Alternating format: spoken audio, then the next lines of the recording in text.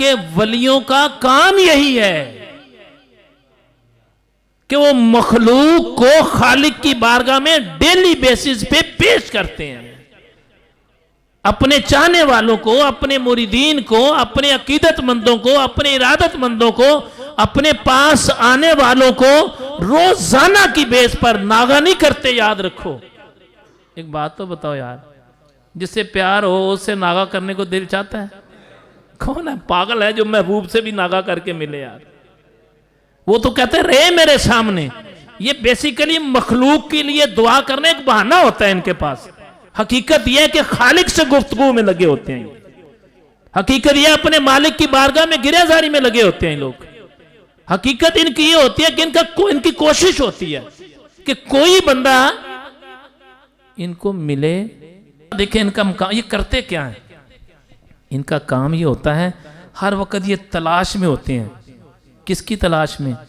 جو دکھی ہو، جو پریشان ہو، جو بیمار ہو، جو ماڑا ہو، جو غریب ہو، جو بے سہارا ہو، جس کا کوئی سہارا نہ ہو، جس سے کوئی پوچھنے والا نہ ہو، جس کا کوئی دکھ سننے والا نہ ہو، جس کی کوئی پریشانی سننے والا نہ ہو، جس کی کوئی بیماری کا علاج کرنے والا نہ ہو. یہ کیا کرتے ہیں؟ اس کو تلاش کرتے رہتے ہیں. اچھا وہ دکھ سنا کے چلا جاتا ہے، پھر وہ دکھ اس کو سناتے ہیں، پھر یہ اپنے مالک کی بارگاہ میں اس کا دکھ روز سناتے ہیں. سونیا ایک دکھی آیا سی وہ دکھ دور کر دیتا ہوں. اللہ ایک بیمار آیا تو اس کو شفا دے دیتا ہوں. اللہ پریشان آیا تو اس کی پریشانی دور کر دے. اللہ غریب آیا تو اس کی غریبی دور کر دے. اس کا پھر انجام کیا ہوتا ہے؟ جب وہ دکھیوں کے دکھ پیش کرتا ہے، جب بیماروں کی بیماری پیش کرتا ہے، تنگ دستوں کی تنگ دستی اپنے مالک کی بارگاہ میں پیش کرتا ہے، تو خالق بڑا بے نیاز ہے. پھر یاد رکھو اللہ اتنا غفور رحیم ہے. مالک پھر اس کی دعا سے سب کو دیتا ہے.